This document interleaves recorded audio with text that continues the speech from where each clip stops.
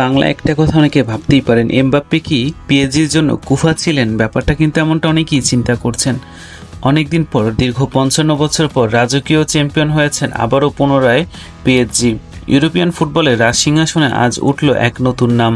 শতাব্দীর স্বপ্ন, অসংখ্য রাতের অপেক্ষা আর ভাঙাগড়ার গল্প পেরিয়ে অবশেষে প্যারিস সেন্ট জার্মেইনস পিএসজির হাতে উঠল ইউরোপের শ্রেষ্ঠত্ব প্রতীক চ্যাম্পিয়ন্স লিগ ট্রফি, যেখানে পরিসংখ্যান নয়, লেখা হলো জীবন্ত ইতিহাস।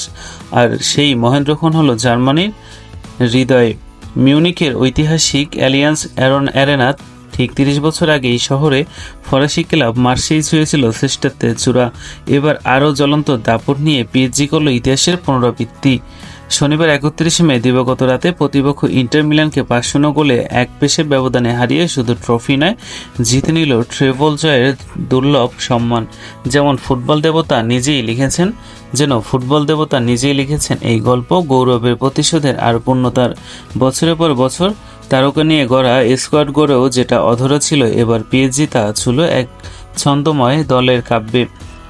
গ্যালাকটিকো নয়, বরং পরিকল্পনা আর পারফরমেন্সে ভরা একটি গাথা। মেসি, নেইমার, এমবাপ্পে যুগ পেরিয়ে এবার উঠে এসেছে ডেম্বেলে, ভিতিনহা, দুয়ে, হাকিমি, কাভারাত্সখেলিয়া আর বারকোলা। ফুটবলের ক্যানভাসে এদের রং যেন ছিল নতুন কোনো সম্ভাবনার প্রতিচ্ছবি।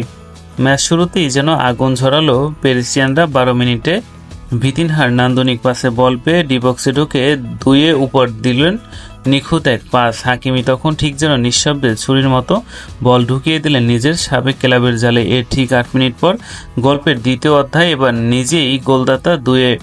ডেম্বেলের সঙ্গে বোঝাপড়া সাজানো আক্রমণটি শেষ হলো একটি ঠান্ডা মাথার শটে। বল ডিফেন্ডারের পায়ে লেগে বিপজ্জনকভাবে বাঁক নিয়ে ঢুকে পড়ল জালে। ইন্টার তখন যেন হাওয়ায় ঘূর্ণিতে দিশেহারা। পুরো ম্যাচ ইন্টার মিলান যেন ছিল ছায়া হয়ে বেঁচে থাকা এক সমাজের রাজা।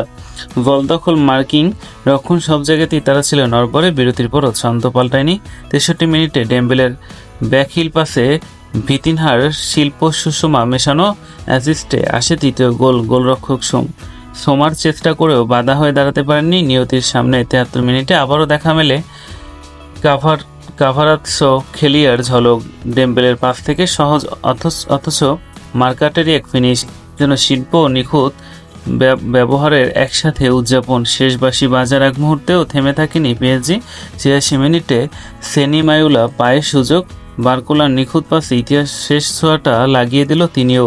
তাতে 5-0 ব্যবধানে নিশ্চিত হয় পিএসজির জয়, যা চ্যাম্পিয়ন্স লিগ ফাইনালে সবচেয়ে বড় জয়। এ যেন শুধু স্কোরলাইন নয়, ফুটবল নিয়তির প্রতিছবি। এই জয় শুধু একটি ট্রফি নয়, একটি 55 বছর অপেক্ষার চূড়ান্ত পুরস্কার। বহু হাহাকার, ব্যর্থতা আর নতুন করে স্বপ্ন গড়ার গল্পের চূড়ান্ত পরিণতি। আর ইউরোপীয় ফুটবলের মানচিত্রে আজ একটি নাম চিরস্থায়ী হয়ে লেখা রইল সোনালি হরফে, প্যারিস সেন্ট জার্মেইন।